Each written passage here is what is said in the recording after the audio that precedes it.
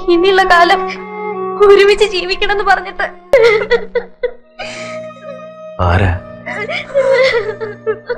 ആരാ എന്ന് വിദ്യാധരൻ ചോദിക്കുമ്പോൾ ഉള്ളിലൊരു ആളലുണ്ടായി. പിന്നാലെ ഉള്ളു പറയുന്ന വേദനയോടെ പറന്നുപോയ നിസ്സഹായമായ കാക്കകളുടെ കലമ്പലുകൾ. വിദ്യാധരൻ സ്വയം നഷ്ടപ്പെട്ട മനുഷ്യനാവുകയായിരുന്നോ? തൻ്റെ ഭൂതക്കണ്ണാടിയിലൂടെ ഐ ലെൻസിലൂടെ കണ്ട തീയിൽ കത്തിയെരിയുന്ന പെൺകുട്ടികളെ, മനുഷ്യരെ ഒന്നും രക്ഷിക്കാനാകാത്ത കരുത്തു ചോർന്നുപോയ മനുഷ്യനായിപ്പോയോ? വിഭ്രമത്തിനും മതിഭ്രമത്തിനും ഇടയിൽ വിദ്യാധരൻ ഭീരുവായി അവസാനിച്ചയാളാണോ? ഒടുക്കം സരോജിനി ഇരുണ്ട ഭാവിയുടെ തീവണ്ടിയിൽ കടന്നു പോകുമ്പോൾ ഇനിയൊരു മടങ്ങി വരവില്ല എന്ന തിരിച്ചറിവിൽ അയാൾ അകപ്പെട്ടിരിക്കണം.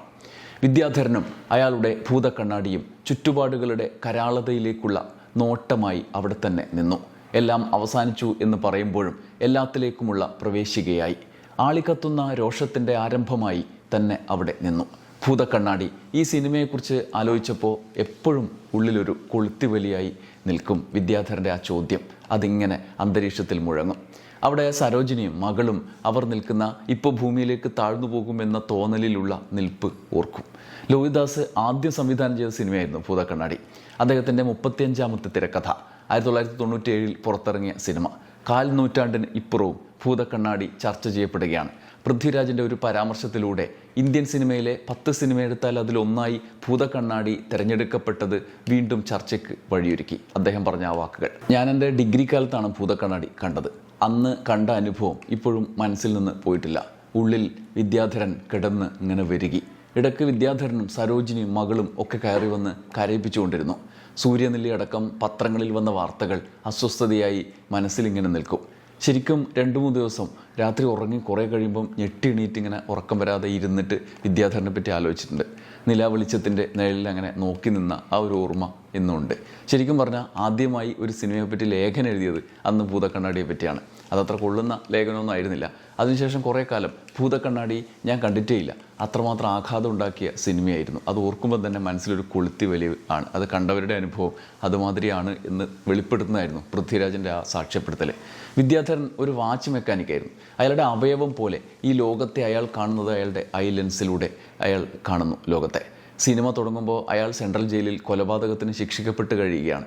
അവിടേക്ക് കാണാനെത്തുന്ന സരോജിനിയിലൂടെയാണ് വിദ്യാധരൻ്റെ പുറം ലോകത്തേക്കുള്ള ബന്ധം.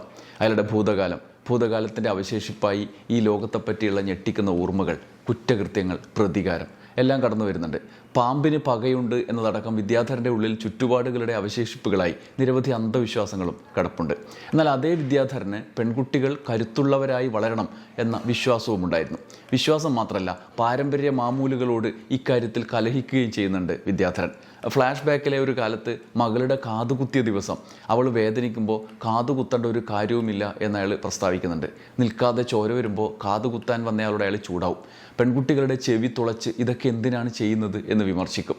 എല്ലാം ഭൂതക്കണ്ണാടി വെച്ച് നോക്കിയാൽ എല്ലാം കഷ്ടമാണെന്ന് തോന്നും എന്ന് കാതുകുത്തി അയാൾ പറയുമ്പോൾ അതിന് മറുപടി അയാൾ പറയുന്നുണ്ട്: ഈ അവയവം കുത്തിക്കൊണ്ടുള്ള പരിഷ്കാരമൊക്കെ ആര് കൊണ്ടുവന്നതാണോപ്പാ എന്ന് അയാൾ കടുപ്പിച്ച് ചോദിക്കുന്നുണ്ട്. സരോജിനിയുടെ മകൾ സർക്കാർ പരീക്ഷ പഠിച്ച് ജോലി നേടേണ്ടതിനെക്കുറിച്ച് ആകുലപ്പെടുന്നുണ്ട്. സ്വന്തം മകൾ നന്നായി പഠിക്കുന്ന മകൾ തൻ്റെ ജയിൽവാസ കാലത്ത് ഒരു പരീക്ഷയിൽ തോറ്റത് അറിഞ്ഞ് അയാൾ അസ്വസ്ഥനാകുന്നുണ്ട്. മുംബൈയിൽ വീട്ടുജോലിക്ക് പോകും എന്നറിഞ്ഞ് ആകുലപ്പെടുന്നുണ്ട്. ജയിലിൽ വന്ന് സരോജിനി മകളുടെ കാര്യം പറയുമ്പോഴാണ് അടുക്കളപ്പണി കഴിഞ്ഞ് പഠിക്കാൻ നേരം കിട്ടുമോ അതിന്? അമ്മായിയുടെ അനിയത്തിയുടെ കുട്ടിയെ നോക്കാൻ ബോംബെക്ക് കൊണ്ടുപോകുമോ എന്ന് പേടിച്ചിരിക്കുകയാണ് കുട്ടി. ഇപ്പോഴത്തെ കാലം അറിയോ? അവിടുന്ന് ഇവിടുന്നൊക്കെ പെൺകുട്ടികളെ തട്ടിക്കൊണ്ടു പോവുകയും എന്റെ മിനിക്കുട്ടിയെ പോലെ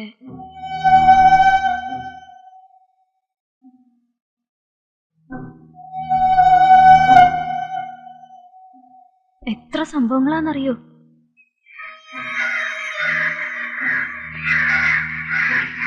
സരോജിനിയുടെ വാക്കുകൾ അയാളുടെ മനസ്സിൽ ഇടിമുഴക്കമായി ആഘാതമായി നിന്നു. പെൺകുഞ്ഞുങ്ങളെക്കുറിച്ചുള്ള ആകുലതകൾ, നിസ്സഹായരായ മനുഷ്യരുടെ തുണയില്ലാത്ത ചുറ്റുപാടുകളുടെ മനുഷ്യരെക്കുറിച്ചുള്ള വേദനകൾ. പ്രതികാരാനന്തരം അയാൾ ജയിലിലെത്തുമ്പോൾ അവിടെയും അയാളുടെ കൂട്ട് ആ ഐലൻഡ്സ് ആയിരുന്നു, ലോകത്തെ കാണാനുള്ള അയാളുടെ വഴി. ജയിൽ സൂപ്രണ്ട് ഒരിക്കൽ ചോദിക്കുന്നുണ്ട്: ഊണ് കഴിക്കാൻ പോകുമ്പോഴും വേണോടാ ഈ ഭൂതക്കണ്ണാടി എന്ന്. അപ്പോൾ അയാളൊരു നോട്ടം നോക്കും. മമ്മൂട്ടിയുടെ അഭാവം നമ്മുടെ കരൾ പറിക്കുന്ന വേദനയുണ്ടാക്കും. മുഖം കണ്ടാൽ ഏതാണ്ട് കരൾ പറിച്ചു തരാൻ പറഞ്ഞതുപോലെയാണ്, കൊണ്ടുപോയിക്കോ എന്ന് പറഞ്ഞ് വിദ്യാധരനെ സ്നേഹത്തോടെ അത് കൊണ്ടുപോകാൻ അനുവദിക്കുന്നുണ്ട് റിസബാവയുടെ ആ കഥാപാത്രം. എന്നാൽ കീഴുദ്യോഗസ്ഥൻ പറയും, സാറേ വലിയ സൗജന്യങ്ങളൊന്നും കൊടുക്കണ്ട, ഒടുവിൽ നമുക്ക് പണിയാവും എന്ന്. അപ്പോൾ അദ്ദേഹത്തിൻ്റെ തിരിച്ചുള്ളൊരു ചോദ്യമുണ്ട്, ഒരു ഐ ലെൻസ് കൊണ്ട് എന്ത് ചെയ്യാനാടോ എന്ന്. എന്നാൽ പിന്നീട് ആ ഐ ലെൻസിലൂടെ വിദ്യാധരൻ കാണുന്ന കാഴ്ചകൾ ഭൂമി കുലുക്കുന്ന കാഴ്ചകളായി മാറുകയായിരുന്നു. ഒരു ഭാഗത്ത് ചോറിൽ നിന്ന് കിട്ടുന്ന മുടിനാര്, മുന്നറിയിപ്പാകുന്ന കാക്കക്കരച്ചിലുകൾ, നാഗക്കളത്തിൽ ആടിയുലയുന്ന പെണ്ണുങ്ങൾ, അപ്പുറത്തോ ജീവനെടുക്കുന്ന തോക്ക്, വെടിയൊച്ചകളിൽ ഉലയുന്ന ഭൂമി, എല്ലായിടത്തും ആകുലപ്പെടുന്ന വിദ്യാധരൻ. കാതും കണ്ണും കൂർപ്പിച്ച് ആ മനുഷ്യൻ്റെ പിടയുന്ന ഉള്ള്, അത് ഒരു ഭാഗത്ത് ഇരയും ഒരു ഭാഗത്ത് വേട്ടക്കാരന് നിൽക്കുന്ന കാഴ്ചയായി മാറി. ഇനി എല്ലാത്തിനും അപ്പുറത്ത് ബോധത്തിനും അബോധത്തിനും ഇടയിൽ സഞ്ചരിക്കുന്ന മനുഷ്യർ, സരോജിനി, മകൾ, അന്ധഗായകൻ, ഭാര്യ, പിന്നെ മീനു, അവർക്ക് മേലെ ഉയർന്നു പറക്കുന്ന കഴുകന്മാർ, അതിലേക്ക് ഐ ലെൻസിലൂടെ സഞ്ചരിച്ചെത്തുന്ന വിദ്യാധരൻ. ആ മതിൽ കടന്നുപോയി ആ കുട്ടിയെ രക്ഷിക്കാൻ അയാളുടെ മുന്നിൽ ഒരു തടസ്സം, ആ മതിൽ, വിദ്യാധരുടെയും നമ്മുടെയും ഇടയിലുണ്ടാകുന്ന ആ മതിൽ. അത് വല്ലാത്തൊരു ദാർശനിക പ്രതിസന്ധി കൂടിയാണ്. എല്ലാ യാഥാർത്ഥ്യങ്ങൾക്ക് മേലെയും പറന്നിറങ്ങി അതിനെ മറികടന്ന് അതിജീവിക്കാനുള്ള മനുഷ്യൻ്റെ ഒരു ത്വര, ആ തോന്നൽ കൊണ്ട് ഇതിനെ മറികടക്കാൻ കഴിയുമോ?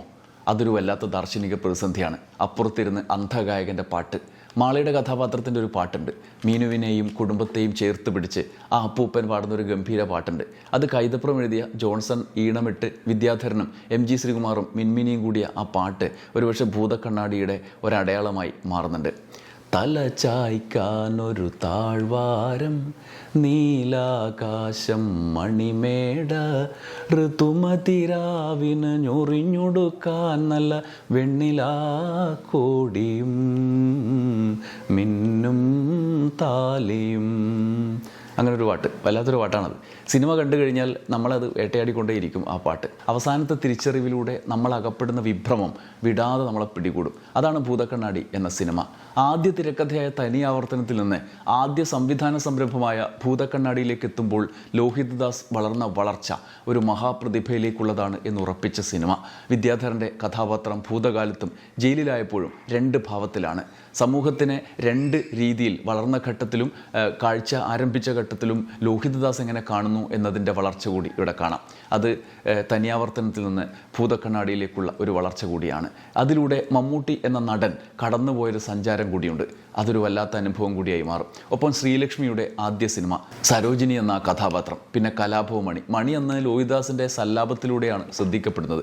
പിന്നീട് ലോഹിതദാസിൻ്റെ സിനിമകളിലൊക്കെ ഗംഭീര കഥാപാത്രങ്ങളായി വരാറുണ്ട്, നിങ്ങൾ ശ്രദ്ധിച്ചിട്ടുണ്ടാവും. ഹരികുമാർ സംവിധാനം ചെയ്ത ഉദ്യാനപാലകനിലൊക്കെ ഉഗ്രൻ കഥാപാത്രമാണ്.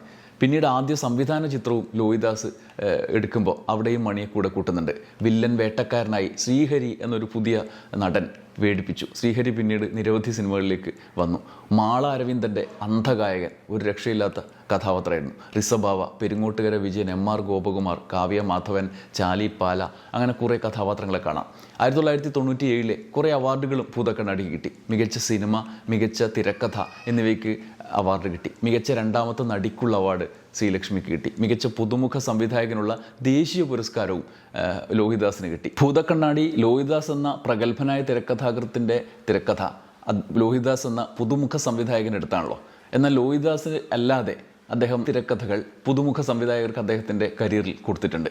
ആ തിരക്കഥകൾ സംവിധാനം ചെയ്ത 4 പേരും അതത് വർഷത്തെ പുതുമുഖ സംവിധായകനുള്ള സംസ്ഥാന പുരസ്കാരം സ്വന്തമാക്കിയെന്ന ഒരു അപൂർവത കൂടി ലോഹിതദാസിൻ്റെ തിരക്കഥാ ചരിത്രത്തിലുണ്ട്. ജാതകത്തിന് സുരേഷ് ഉണ്ണിത്താന് 1989 കിട്ടി അവാർഡ്. ജോർജ് ഗിത്തുവിന് ആധാരം സംവിധാനം ചെയ്തതിന് 92, ചകോരം സംവിധാനം ചെയ്തതിന് MA വേണുവിന് 94, സുന്ദർദാസിന് സല്ലാപത്തിൽ 96. ഇവർക്കൊക്കെ സംസ്ഥാന ചലച്ചിത്ര പുരസ്കാരം, ഏറ്റവും മികച്ച പുതുമുഖ സംവിധായകനുള്ളത്. എന്നാൽ ദേശീയ പുരസ്കാരമാണ് ഭൂതക്കണ്ണാടിയിലൂടെ ഇദ്ദേഹത്തിന് ലോഹിതദാസിന് കിട്ടിയത്.